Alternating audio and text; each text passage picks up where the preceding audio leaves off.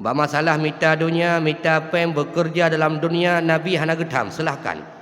Cuma sagai gebi ingatan le Nabi bet terlampau, melampaui batas tanya bekerja, bet melampaui batas tanya lid dunia.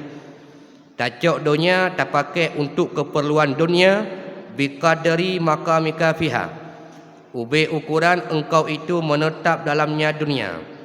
Maka katanya jamaah Jumaat yang dirahmati oleh Allah, lebih-lebih usia tanya ke Tuhan, nyo bataduk huronyo pulamnyo tahun baru Islam, bauronyo tanggal Esa Muharram, kadang mungkin nyata dengan tahun Hijriah, na umur kauronyo sekitar 60 tahun.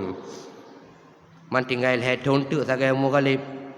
Man menyentuh kerja, ne kerja laju, ube sip ne pajo, tahun tu. Sebab menyelepas nak kerja tu nak minta ajupan nak taman ukuran sep nak pajo 70 tahun tu. Sedangkan umur tanya oleh tahun tu yang lain tinggal. Yang lain tinggal. Yang ladang bekerja kali kedua bahkan anak tu. Yang kenang pengek katanya suruh sebut dengan anak. Inna min azwajikum wa auladikum aduwwal lakum. Anak dan perumoh itu Allah tegaskan dalam Al-Quran mereka itu merupakan fitnah bagi katanya.